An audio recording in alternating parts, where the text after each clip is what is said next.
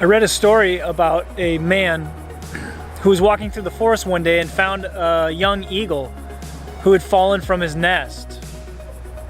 He picked that eagle up and took it back to his farm with him.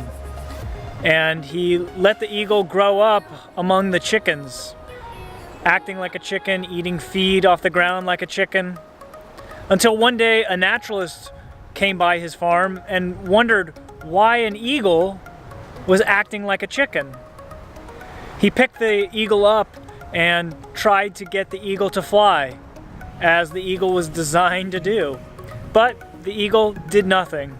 So he set the eagle back down so he could keep pecking at the ground like a chicken. Well, the naturalist didn't give up. He went to the top of the barn, thinking that if I got up higher, maybe the eagle would take off and soar like it was supposed to be flying. So he took him to the top of the barn and tried again to get the eagle to act like an eagle, not a chicken. But the eagle trembled and shaked and didn't want to have anything to do with it. And so the naturalist put him back down. He didn't give up though. The third time, he took the eagle to the top of a mountain and told him, fly like an eagle, like you're designed to fly. Be as you're supposed to be. And he lifted the eagle high to the sky. And the eagle this time flapped its wings and took off and started flying and acting like an eagle. There's many times in our lives where we can start acting like things we're not. If I'm designed to be an eagle and I'm acting like a chicken, something's off. I feel like sometimes in life, being connected to our identity, who we're supposed to be, the values, the traits, the things that make us uniquely special, sometimes I get disconnected from my identity. Identity is so important in our connections with others, in our relationships with others. When I know who I am, when I have a better sense of my true self, my best self, my highest self, when I have a sense of what that is, when I've spent the time to define that, I find that my relationships are a bit easier to navigate. They still have their struggles, but knowing who I am, being grounded in who I am, does something to the relationship, enhances the relationship some way. I also find that knowing who I'm in a relationship with, knowing who the other person is, knowing some of their values, knowing some of their character traits, the things that make them special, also helps me have a thriving relationship with them, enhances my relationship with them. And so identity is so important to our relationships. Being grounded in a sense of identity, being connected to the truth of who you are, understanding who that is for yourself, being able to define that, but also understanding that for the other person. Boy, when we get to that place, our relationships can really start thriving.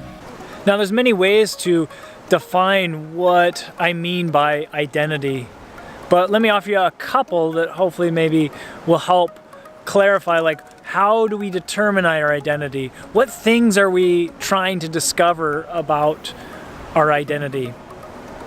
I think one of those things comes from the word character. When we look at the etymology of the word character, where it comes from, in Greek culture, they used it to refer to a stamping tool. So the word character comes from this word that meant stamping tool.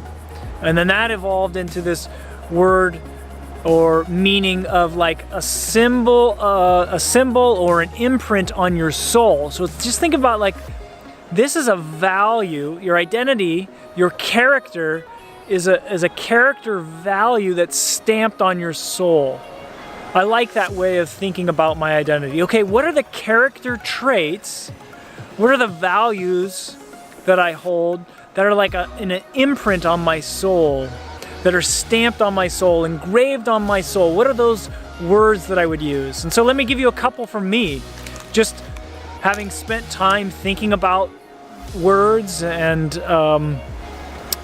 just different character traits that I want to be true in my life, I have 8 words that I like to think about every day as I start the day. As I evaluate my day, I like to think about these words. And so let me give you the words. The first one is love. And these are things that I want to be true about who I am and these are things that I want others to experience from me. And so the first word is love. I want to be a person characterized by love. And we could spend a whole series on love and what does love mean and all that good stuff. And maybe that'll come in the future. But the way I want people to experience my love is through this word empathy. So I always think about love and empathy as going together. I want people, when they experience me, I want them to experience empathy. The other word, giving you another one, is courage. I want to be a courageous person. I want to take risks. I don't want to play it safe. And so that's what I want to come out of me. The value I want others to experience in me because of my courage is encouragement. I want to be so courageous that I'm able to then encourage others to be their best. The other 4 words, without getting into the details, is wisdom and expander. And the last 2 are integrity and excellence. And so those are the 8 words that I want to characterize who I am. When I think of those words, they inspire me. And so I want them to be engraved on my soul. Another way to define or get clear on your identity is with this acronym GUTS. I like to use this acronym GUTS because it just helps me remember it easier. But GUTS stands for gifts, uniqueness, talents, and strengths. So if I was to take those 4 words and just think about that for a while as to, okay, what are my gifts? What am I good at? What am I naturally just inspired by?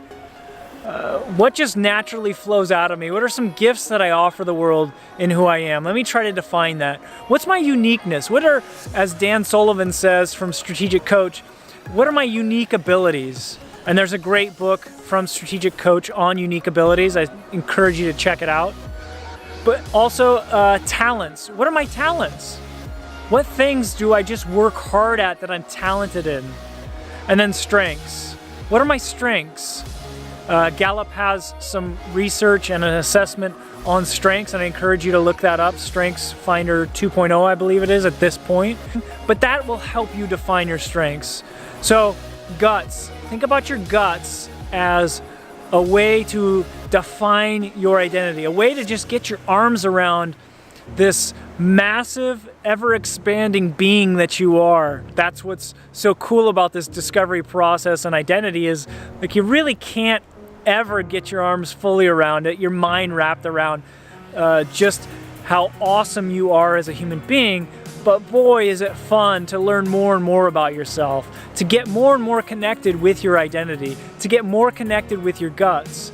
So maybe take some time and do some of these things. And if you're not going to do any of the assessments, but just spend some time on your own, really thinking through, what are my guts? What are my gifts, my uniqueness, my talents, my strengths? Because you are an amazing person. You have an amazing identity. And so you're worth it to take the time to discover this. In addition to like character traits or values that you have, another way to think about identity is to think about your strengths. The Gallup Research Group has Strengths Finder, and that's a great assessment to give you some of your strengths. I've really benefited a lot from taking that assessment. And so for me, strategic thinking comes up as number 1, and empathy and belief and responsibility. Those are some of the top strengths that I have. And really thinking about those words and the definitions that Gallup has used to define those words, that really helps me understand my identity. And so strengths, think about your strengths. Maybe it's other things. Maybe you're really strong in relator. I work with someone who is very strong in what Gallup calls harmony. Very good at bringing harmony to a situation, bringing a group together. So strengths is another way to think about your identity or to define your identity.